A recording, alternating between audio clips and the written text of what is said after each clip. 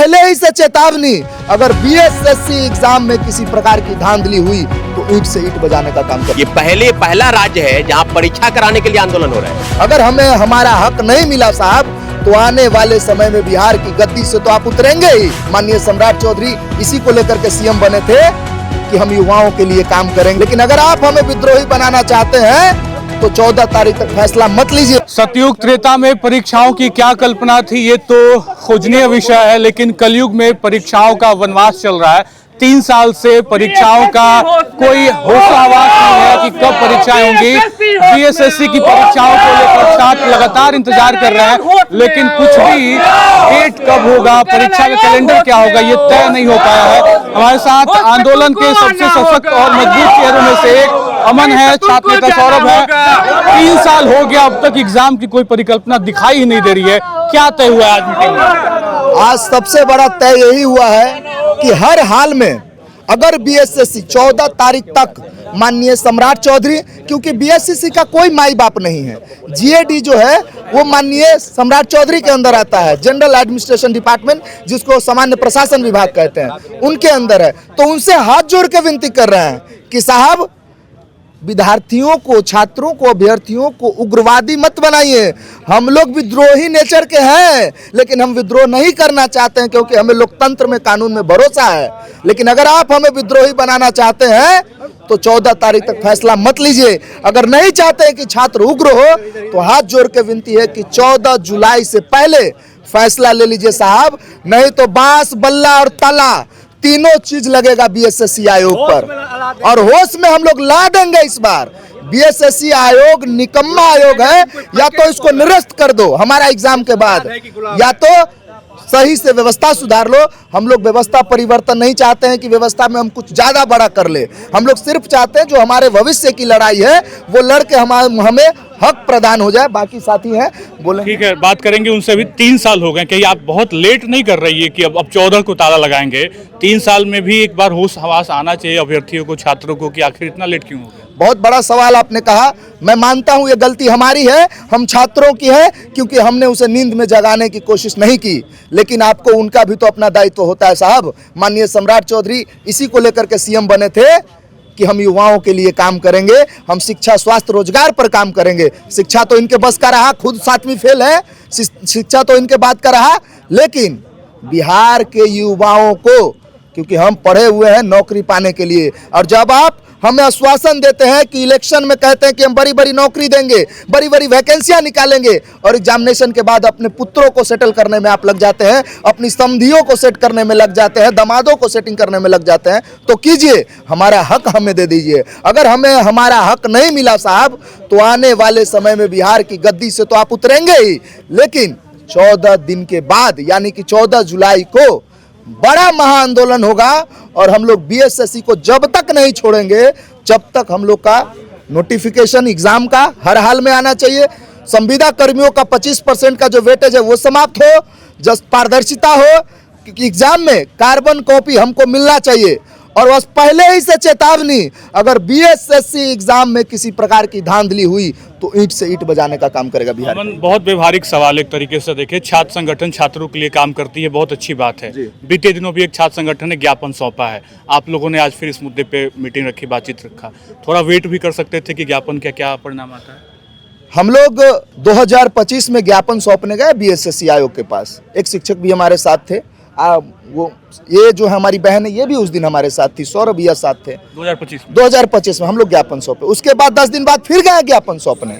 पता है सवाल, हम लोगों ने पूछा सर हमारा एग्जाम क्यों नहीं हो रहा है, तो कहा गया फंड्स नहीं है। हमने कहा जो हमने पैसा जमा किया वो कहाँ गया, तो वो कह रहे स्टेट ट्रेजरी में जमा होता है, यानी राजकोष में।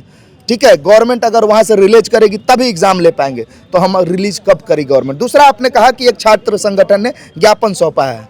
3 साल कहाँ थे साहब, पूरा बिहार आपसे उम्मीद कर रहा था, 3 साल कहाँ थे। जब आज बैठक है तब बहुत सुंदर कहावत है कि तुम्हारे जुल्मों पे एक इनकलाब लिखा जाएगा, तुम्हारे हर जुल्मों पर एक इनकलाब लिखा जाएगा, और तुम्हारे हर षड्यंत्रों का हिसाब लिखा जाएगा। कर लीजिए ना षड्यंत्र।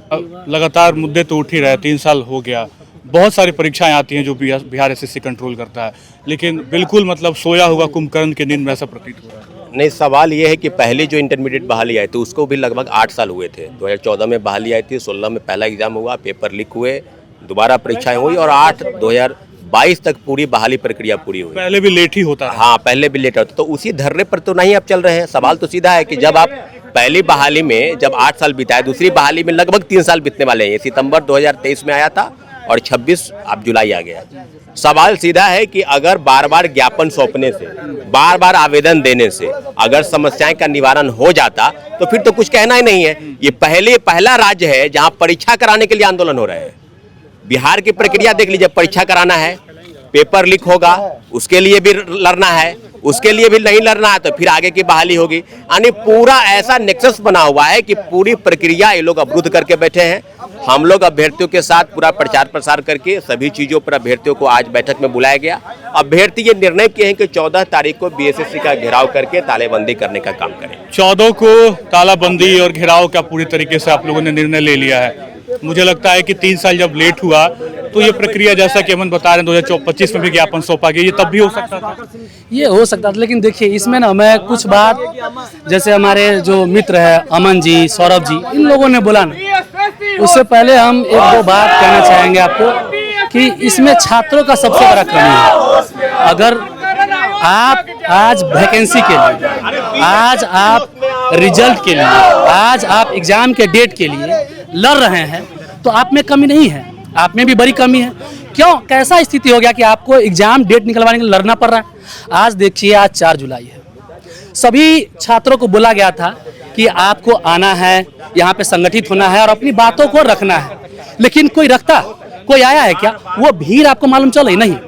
विद्यार्थी भी आज निकम्मे और चोर हो गए हैं, उनको सिर्फ नौकरी चाहिए, लड़े कोई करे कोई, हम बस लेंगे, वैकेंसी आएगा, नौकरी भरेंगे, ले लेंगे, हो गया तो ठीक है, नहीं हुआ तो फिर क्या है, ऐसे करेंगे। यहाँ पटना छात्रों का बहुत बड़ा एक शुरू से गढ़ रहा है और शिक्षकों का भी गढ़ रहा है। यहाँ आज आप देखेंगे जो भी शिक्षक हैं पटना में, क्या आपको लगता है कोई एक पीजी पास आउट शिक्षक है? कोई पीजी पास आउट शिक्षक है पटना में जो पढ़ा रहे हैं? या कोई ऐसा शिक्षक है, एक सेकंड रुक जाइएगा अभी लोग, कोई ऐसे शिक्षक है जो आपको लग रहा है कि जो किसी अच्छे यूनिवर्सिटी कॉलेज से पढ़ के आए हैं? कोई ऐसा शिक्षक बता दीजिए पटना में, वर्तमान सिनेरियो में बात कर रहा हूँ, कि ऐसा कोई शिक्षक हो जो कोई कंपटीशन पास किया हो। लेकिन आपने कंपटीशन पास नहीं किया है, लेकिन आप पढ़ाना शुरू कर दिए, आप फैक्ट्री बोलना शुरू कर दिए, आप राजा बोलना शुरू कर दिए, ये मंत्री वो चीज बोलना शुरू कर दिए। आपने कहा सबसे ज्यादा मैंने रिजल्ट दिया। आप कैसे रिजल्ट दिए? क्या सरकार लोग बहुत विषय अंतर जा रहे हैं, विषयों से बाहर। इसको मैं कंक्लूड करूंगा, इन सब चीजों को देखते हुए जो आप छात्रों से पैसा ले रहे हैं, शिक्षकों का भी तो कर्तव्य है, जिस छात्र से आप पैसा ले रहे हैं उसके लिए आप लड़े, उसके लिए आए। अगर विगत वर्षों में 10 साल लगी +2 का एग्जाम कराने में सरकार को, इस बार सरकार को टोटल अभी तक 3 साल हो गया, 3-3.5 साल होने वाली है, लेकिन सरकार +2 पे नहीं सोच रही है। अगर सरकार सोची भी, एडीओ की वैकेंसी आई, एडीओ का एग्जाम होने वाला था, उससे पहले आप पोर्टल खुलवाते। सबको मालूम है कि सरकार पोर्टल इसलिए खुलवाती है कि जो हमारे साले के बेटे हैं, हमारे जो फूफा के बेटे हैं, उन लोगों का फिर से फॉर्म भराया जाएगा, फिर से उनका नौकरी होगा। कुल मिलाके की राजनीति जो है वो अपने परिवारवाद में ही हो रही है और राजनीति से इतर परीक्षाओं में भी परिवारवाद ही देखने को मिल रहा है। ये अभ्यर्थी लगातार आरोप लगा रहे हैं। फिलहाल बड़ा सवाल कि कब तक, 3 साल तो हो गया, आप कितने और दिन इंतजार करेंगे? अब बड़े सवाल के बीच हम आपको कमेंट के लिए भी छोड़ जाते हैं कि आप कमेंट करिए और बताइए कि आखिर आप कितने साल से बिहार एसएससी की परीक्षा का इंतजार कर रहे हैं। फिलहाल इस वीडियो में इतना ही। आप बने रहे खबर अनफिल्टर्ड के साथ। बहुत बहुत शुक्रिया।